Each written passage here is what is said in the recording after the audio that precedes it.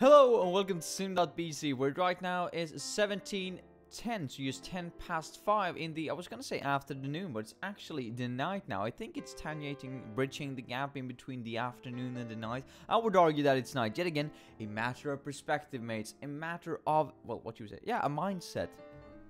In the end, when it gets down to it. But it's in the middle of the night. And why is it so late in comparison to the other days that I've been recording a bit earlier? Because I'm so inconsistent in the timing that I'm recording in. Why am I inconsistent? Well, because I'm going up early and then I'm going up late and then I'm going up early again and then I'm going up late again, and my sleeping schedule is just all over the place because I'm having so many things that I'm juggling all at once and trying to keep stable, trying to keep in line. But hopefully I will be working towards that goal today, because I had quite the productive day today, checking off all of them marks and all of them points on a list that I've had for a while now, that I've been thinking about. Oh, I need to do these things, but I really don't want to, procrastination and taking the initiative. So today I actually took the initiative after re-watching my own video about procrastination and taking the initiative, even though it was kind of a broad one. Yeah, wasn't really into the specifics. We're probably gonna do that later at some point in time. But I watched it and I thought, like, I need to set a good example for myself here and actually take the initiative then, and really following what I'm saying myself, because otherwise, why would anyone else do it? So I had quite a good day today when it came to productivity, and actually sat down, did stuff, and more importantly, delegated parts to the teams that I'm currently working in, and actually making sure that they did things, because if I were working on my own, it wouldn't be any problem. I would probably be done with whatever I'm gonna work with like a couple of weeks ago, because, well, then I only had to consider myself. But since we're working team, and the team spirit, and that everybody should work together, it is an important part. And I realize and recognize that, well, when you're working in a team, the individual performance of everyone isn't the most important part. When it comes to really producing something academic in school, it's not the real reason for why you're working in a team now, is it? The real reason why you're working in a team is because you want to build on that team spirit, your teamwork. How do you utilize a dysfunctional team? How do you utilize a functional team? And so on and so forth. But mates, that's not why you're here today now, is it? You don't want to hear about me being all productive and you're sitting at home and eating ice cream. Or you don't want to hear about me talking about that I haven't been productive and it's just driving you crazy because you're always productive. No. That's not what you want to do here. You want to talk and continue about our little project that we have going on. And I know that yesterday, I was talking about that I had two videos that it potentially could be today. It could either be the review of the entire project, which I've chosen not to do, or it could be the thing that I've chosen to do, talking about cultural caging. And that is quite the abstract title and topic, and I know I've said continuously that you shouldn't state anything online that you can't stand for, afterwards, because it can and probably will be used against you, anything you say, no matter how well you phrase it. But today is going to be one of those days when I kind of can anticipate that people are going to say, you really think that? And I'm like, no, that's not what I was trying to say. I just need to generalize today in order to actually describe it, because otherwise it will be really hard to talk about cultural caging when it comes to nationality if I can't actually generalize, first of all the people in the nation, and second of all, generalize the stereotypes of the nation based on my interpretation of what nation is, and based on my interpretation of the media covering all of the different all of the globe. I haven't lived in all of the countries in the world. I haven't met every single person, so I need to generalize. So hopefully, with that disclaimer out of the way, people hopefully won't use this against me based on generalization basis. Now that I'm completely wrong, that might be a different thing, but it's just, again, based on my interpretation. Sorry, I'm hedging, double hedging, triple hedging 4 or 5 times, just because, I probably can't stand for some of the things I'm going to say today. And why is that? Well, because I'm going to see if I can do this. This is quite new. It isn't new, but it's kind of new-ish, based on the regular structure, but you're already seeing it. Today we're going to talk about two key, points. We're going to use them as the example as we're going to go through, and that is the blue one, founder, and the red one, entrepreneurship. And you see that it's the search term and topic. That doesn't really mean anything. I just put this into Google Analytics and comparing two different terms, two different terminologies. Why? Well, because I thought it was quite interesting to see that two things that are so closely related to each other, when you, depending on who you ask, is going to be used so differently. So you can see a founder we have established already, someone who's probably founding any form of organization, some form of a company, whilst an entrepreneur is someone who's also doing kind of the same thing, you know, arguably. But the entrepreneur is more related to innovation, I'd say, whereas the founder is more the pragmatic view of someone who's founding a corporation. If we then go into the next picture, bam. You've seen that the average rate for actually searching for entrepreneur and founder in Google. I assume it's from Google since it's Google Analytics. Maybe they've covered things from more parts than just Google, and in that case, I don't know about it. But you got the limited information. But this is what we're working with here, and this is a percentage based on the period, as I understood it, from the 26th of February to when I accessed it, in 2017, I might add. So it's over a 6-month period. A yearly period. And what we're talking about here is that entrepreneur is always getting above, or rather is getting searched on more than founder, which in my world is kind of weird, because I was kind of doing this research in comparison to startups, and I was like, I thought the founder was going to come up more often, but no, entrepreneur is actually the thing that comes up. So if we're moving into the third picture now, trying to get this example actually done, you can see a map of the entire world. Yeah, or hopefully the entire world, most of it anyway, on a flat screen. And we can see that the countries that are marked in red are the countries that have a majority of their searches being made inclined to entrepreneurship. So that means that 51% or more is done through entrepreneurship. They've been Googling entrepreneurship more than founder. And in the blue countries, you have people who have been Googling founder more than entrepreneurship. Now, what I thought was quite interesting is that I feel quite aligned with the US, the UK, and Australia, which you can see on the map. If I take it up again, if I had taken it down, well then, if so, shame on me.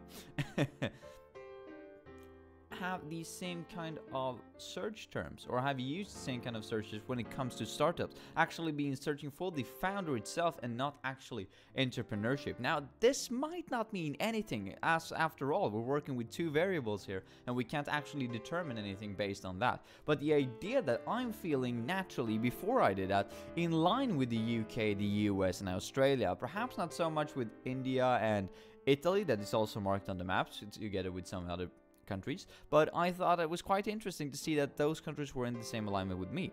And especially if you take into consideration that I don't think I've done an in-depth video about my experience between Bordeaux and Sweden, but we can see that Bordeaux and Sweden, at least when I was in Bordeaux and was talking about the differences between Bordeaux and Sweden, I couldn't quite put my finger on the difference, but just such a ambiguous difference as the search term majority of entrepreneurship and founder is different in Sweden and in France, might be putting the stage for a certain mindset being evolved and approached and presented and defined in different countries. So I'm gonna take this away now.